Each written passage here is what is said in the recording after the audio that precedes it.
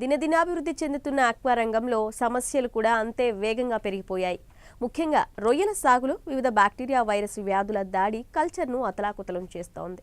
వర్షాకాలంలో చేపట్టే కల్చర్లో వాతావరణ ఒడిదుడుకులు తీవ్రంగా ఉండటంతో ఈ సమస్యల తీవ్రత మరింత పెరుగుతోంది. కానీ పశ్చిమ గోదావరి జిల్లాకు చెందిన ఓ రైతు వర్షాకాలంలోనే వనామీ సాగు చేపట్టి 30 కౌంటుతో అధిక దిగుబడిని తీశారు. ఇంతకీ ఆయన చేపట్టిన విధానం ఏంటి, ఎలా సాధ్యమైంది? 30 కౌంట్ తెలియాలి అంటే ఈ స్టోరీ చూడాల్సిందే.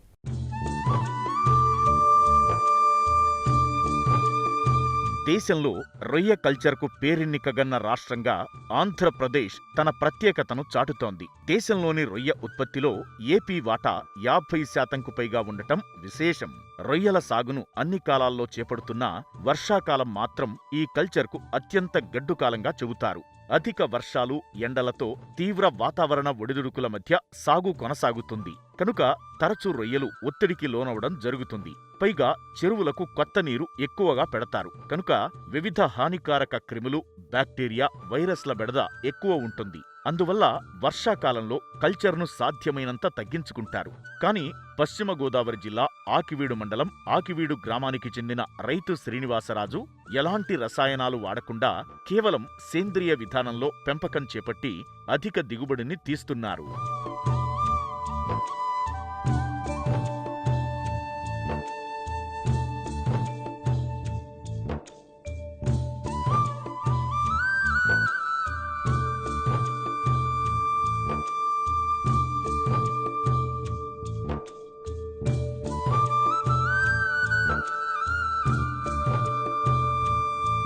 ఇదిగో ఇక్కడ కనిపిస్తున్న ఈ చెరువులను చూడండి. వర్షాకాలంలో వేసిన రొయ్యలు పట్టుబడికి రావడంతో పడుతున్నారు. సాధారణంగా రొయ్యలు చలికాలంలో ఎదుగుదల ఉండదు. కానీ రైతు ఆచరించిన పద్ధతుల కారణంగా కిలోకి 30 కౌంటు వచ్చాయి. పెట్టుబడి కూడా చాలా తక్కువ. దీంతో రైతు చాలా ఆనందంగా ఉన్నారు. ఈ విధానంలో సాగు చేస్తే ఎలాంటి రైతుకైనా నష్టాలు రావంటున్నారు. నేను గత 5-6 సంవత్సరాల నుంచి ఈ వనమై రొయ్యల సాగు చేస్తున్నాను. చేసిన ప్రతిసారి కూడా కెమికల్స్ అవి వాడటం వల్ల కూడా చాలా పంటలు పోవటం అయింది.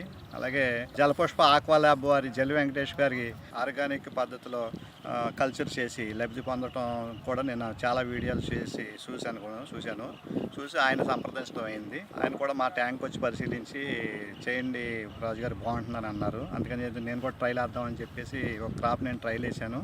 ఆయన చెప్పిన విధంగానే అన్ని కూడా అనుసరించాను. ఆ క్రాప్ సక్సెస్ అయిందండి. మాకు మంచి లాభాలు వచ్చినాయి. ఆ తర్వాత మళ్ళీ 1-2 క్రాప్లు మళ్ళీ వైరస్ వచ్చి కూడా దెబ్బతినడం జరిగింది. మళ్ళీ ఇప్పుడు ఆయన విధానంలో ఈ కల్చర్ 3వ క్రాప్ వేసామండి. ఈ క్రాప్ కూడా మంచి సక్సెస్ లభించింది. కాకపోతే ఏంటంటే రేట్లు లేకపోవటం వల్ల మేము కూడా ఇదే 30 కౌంట్ని 600 రూపాయలకి అమ్మితే వాళ్ళ 430 రూపాయలకి అమ్మటం జరిగిందండి.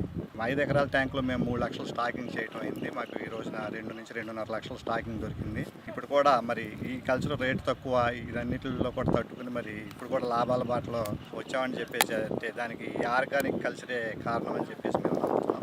ఈ ఆర్గానిక్ కల్చర్ చేయటం వల్ల కూడా మనకి మేతలు అవి కూడా తగ్గించుకోవటం, వేరే కెమికల్స్ అవి వాడకపోవటం, పర్యావరణాన్ని మనం రక్షించినట్టు అయ్యింది. పర్యావరణం రక్షించి మంచి మేలు రకమైన రైలు మన ట్యాంకులో తయారయ్యింది. ఇటువంటి కెమికల్స్ కూడా అసలు ఒక్క కెమికల్ కూడా అంటే వాడలేదు. ఇది మంచి చక్కగా ఈ నడి వర్షాకాలం వేసాం మేము క్రాప్ అండి. ఇది మరి వర్షాకాలంలో కూడా మరి ఇంత సక్సెస్గా క్రాప్ వచ్చిందంటే ఆర్గానిక్ ప్రొబయోటిక్స్ వల్లే మనం చెప్పేసి మేము నిజంగా చాలా సంతోషిస్తున్నామండి. మరి చాలామంది మిగతా రైతులు కూడా మరి ఈ ఆర్గానిక్ కల్చర్లోకి వెళ్తే కెమికల్స్ వాడకం తగ్గించి మంచి ఫలితాలు పొందవచ్చు. అలాగే అత్యాశకు పోయి ఎకరంలో డెన్సిటీ 1,00,000, 2 లక్షలు, 3 లక్షలు వేసి దానికన్నా చక్కగా 1 లక్షలోపు పిల్లలు వేసుకుని చక్కగా పెంచుకున్నట్టయితే తక్కువ ఫీడ్ చెక్ ట్రే విధానం కూడా ఇందులో ఉంది. అది కూడా మంచి పద్ధతి అండి. నెక్స్ట్ మేము చెక్ ట్రే విధానంలో కూడా వెళ్దాం అనుకుంటున్నాము. ఆక్వా రైతు సోదరులందరూ కూడా మరి ఈ అవకాశాన్ని ఉపయోగించుకుని మంచి చక్కటి కల్తీ లేని ఆహారాన్ని అందించినట్లయితే దేశం బాగుపడుతుంది. ఆటోమేటిక్గా దేశం బాగుపడితే మనం బాగుంటాం, మనం బాగుంటే దేశం బాగుంటుంది, అందరూ బాగుంటారు. కాబట్టి ఈ విధానాన్ని తప్పకుండా అందరూ కూడా ఆచరిస్తారని చెప్పేసి నేను కోరుకుంటున్నాను. మేము 5 ఎకరాల్లో రైనీ సీజన్లో కాబట్టి అండి మేము 50 ఎకరానికి వచ్చి 50,000, 60,000 చొప్పున 3 లక్షలు స్టాకింగ్ చేయడం అయింది. 3 లక్షల సీడ్స్ స్టాకింగ్ చేసాం. దానికి ఈ రోజున పట్టుబడి మేము 30 కౌంట్ రొయ్యలు పెట్టామండి. ఇది సక్సెస్ కానీ మధ్యలో ఎక్కడ కూడా ఏ డిసీజ్ కూడా ఏమీ రాలేదు. ఈ రోజున 7-7.5 టన్నులు 30 కౌంట్ రొయ్యలు పట్టడం అయింది. మాకు సుమారుగా 10-12 లక్షల రూపాయలు లాభం పొందడం అయింది. రొయ్యల పెంపకంలో అనేక సమస్యలు ఉంటాయి. అధిక ఉష్ణోగ్రతలు ఉన్న వాతావరణంలో రొయ్యల పెరుగుదల వేగంగా ఉంటుంది. నీటి ఉష్ణోగ్రత 20 డిగ్రీలకు మించకుండా ఉన్న చెరువుల్లో రొయ్యల పెరుగుదల ఆశాజనకంగా ఉంటుంది. వర్షాకాలం, శీతాకాలాల్లో వాతావరణంలో తీవ్ర హెచ్చుతగ్గుల వల్ల సమస్యలు ఎక్కువ. నీటి ఉదజని సూచిక కూడా నిర్దేశించిన రీతిలో ఉండేలా జాగ్రత్త వహించాలి. ముఖ్యంగా రొయ్య పిల్లలను వదిలే ముందు చెరువులో జంతు, వృక్ష ప్లవకాల సాంద్రత తగిన నిష్పత్తిలో వృద్ధి అయ్యేలా చర్యలు తీసుకోవాల్సి ఉంటుంది. ఇవి చిన్న పిల్లలకు తొలి దశలో సహజ ఆహారంగా ఉపయోగపడి ఆరోగ్యంగా పెరుగుతాయంటున్నారు ఆక్వారంగ నిపుణుడు జల్లి వెంకటేష్. గత కొంతకాలంగా ఈ ఆక్వా సాగును పరిశీలిస్తున్నప్పుడు రైతులు చాలా ఎక్కువగా నష్టపోవడం చూశాను. ఈ నష్టపోవడం చూసిన తర్వాత మేము చాలా వరకు మా ఉద్దేశం ఏంటంటే జంతు వృక్ష ప్రవకాలపైన ఆధారపడి రొయ్య బ్రతకాలి, అంటే సహజ సిద్ధంగా జీవించాలి అన్న కాన్సెప్ట్లో మేము రొయ్యల సాగు చేయిస్తున్నాం.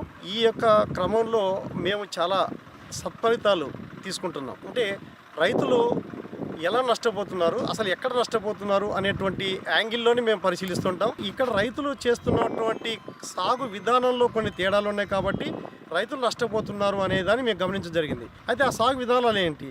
మనం అత్యధికంగా మేతలు వాడడం, ఆ రొయ్య చెరువులు ఉందో లేదో తెలియదు. 5 టన్నులు మేత వాడానంటే నాకు వచ్చింది 1 టన్ను వచ్చింది, 2 టన్నులు వచ్చింది అనేటువంటిది విన్నాం. అంటే ఇంత మేత వాడడం చేత ఆ రొయ్య ఎందుకు చనిపోతుంది అన్నది మనం గమనించాల్సిన అవసరం ఉంది అని మేము రైతులను ఎడ్యుకేట్ చేస్తూ ఈ యొక్క ప్రకృతిని ఆధారపడి సాగు చేస్తున్నారు.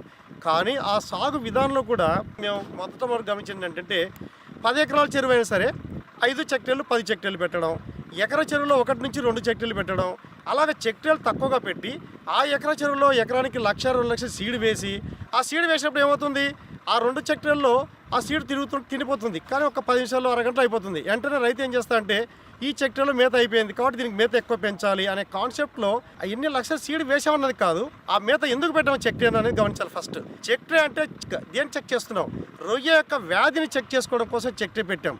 కానీ మేత ఎంత తింటుంది అని చెక్ చేయడానికి మాత్రం పెట్టలేదు. మరి ఎకరానికి 1,00,000, 2 లక్షలు, 3 లక్షలు, 5 లక్షలు కూడా వేస్తున్నారు. మళ్ళీ అలా వేసినప్పుడు ఆ ఒక్కసారి రౌండ్ వేసినప్పుడు ఒక రొయ్యలు ఒక్కసారిగా చెక్టేళ్ళు పడితే ఆ ఫీడ్ ఎంత టైం తీసుకుంటుంది అనేది గమనించాలి. టయాన్ని చూడట్లేదు కానీ ఆ చెక్టేళ్ళు మాత్రం వెంటనే దాంట్లో ఇలా 1,00,000 సీడ్ వచ్చింది వేశారు, మీరు కేజీ మేత వేస్తున్నారు, 3 గ్రాములను 4 గ్రాములను వేస్తున్నారు. 4 గ్రాముల మేత ఎంతసేపు అయిపోతుంది, ఎన్ని సీడ్ వస్తుంది, వెంటనే దాన్ని బేస్ తీసుకున్నారు. కానీ అది కరెక్ట్ కాదు అని మేము గమనించిన తర్వాత కొంతమంది రైతులకు మేము ఎడ్యుకేట్ చేసుకుంటూ మీరు 1,00,000 సీడ్ వేసుకోండి, 1,00,000 వేసుకున్న తర్వాత దాంట్లో సర్వేలు 70%, 80% ఉంటుంది, దాన్ని బేస్ తీసుకొని ఫీడ్ వేసుకోవాలి. అంటే చెక్టేలో కనీసం 1 కేజీ మేతకు 10 గ్రాములు వేస్తూ చెక్టేలు ఎకరానికి మినిమం 4, మ్యాక్సిమం 6 పెట్టాలని మేము సజెస్ట్ చేస్తున్నాం. మేతలు ఎలాగంటే అలాగే పెంచేస్తున్నారు. అలా పెంచకుండా ఆ రొయ్య తింటుందా లేదా గమనించాలి. ప్రతి వారం ఖచ్చితంగా వల వేసుకొని మన సీడ్ ఎంత ఉంది చెరువులో ఆ బయోమాస్ చూసుకోవాల్సిన అవసరం ఉంది. దాంతోపాటు మేము ఆర్గానిక్ అనే సిస్టమ్, అంటే ప్రొబయోటిక్, ఓన్లీ ప్రొబయోటిక్తో మన కెమికల్స్ వేస్తున్నాం. మన న్యాచురల్గా జీవించాల్సిన రొయ్యను కెమికల్స్ ద్వారా జీవించేలాగా చేస్తున్నాం. కనీసం అది 120 రోజులు బతికినట్టయితే 30 కౌంట్ వచ్చేది మనకు ఆ రోజుల్లో. ఈరోజు 30 కౌంట్ రొయ్యను చూస్తున్నాం, మనం చూడట్లేదు, 100 కౌంట్ చూస్తున్నాం. 100 కౌంట్ హార్వెస్ట్ చేసుకుంటే చాలరా బాబు అనేటువంటి పరిస్థితికి వచ్చాం. ఎందుకు వచ్చామంటే కేవలం మనం చేసే విధానంలో తేడాలు ఉన్నాయి కాబట్టి ఈ యొక్క మనం మెడిసిన్స్ ఎక్కువ వాడడం చేత ఆ ట్యాంకులో ఉండేటువంటి జంతు వృక్ష ప్లవకాలు డ్యామేజ్ అయిపోవడం చేత దానికి న్యాచురల్గా కావాల్సిన ఫీడ్ లాస్ అవుతుంది, న్యాచురల్గా దానికి ఏరేషన్ రావాలి, ఆ ఏరేషన్ లాస్ అవుతుంది. కాబట్టి రైతులు ఈ విధంగా నష్టపోతున్నారు. మనం ఏమంటున్నాం, ఏరేటర్ బాగా ఫ్యాన్లు వేస్తున్నాం, ఏరేషన్ కోసం ఏదో పౌడర్లు వాడేస్తున్నాం, అయినా ఏరేషన్ సరిపోవట్లేదు అంటున్నాం. అక్కడ ఏంటంటే మన జంతు వృక్ష ప్లవకాలను చాలా కాపాడుకోవాల్సిన అవసరం ఉంది. కాబట్టి రైతులు దీన్ని గమనించి మనం మంచి విధానంలో అలాగే కెమికల్స్ లేకుండా కెమికల్స్ రహిత కల్చర్ చేసినట్టయితే ఖచ్చితంగా మనం సక్సెస్ సాధించవచ్చు అనేది నేను చెప్పడం కాదు, ఇది రైతులు చెప్తున్నది. కాబట్టి మనం కూడా అందరం ఆ విధానాన్ని పాటిస్తే మంచిది అని మాత్రం నేను చెప్పగలను.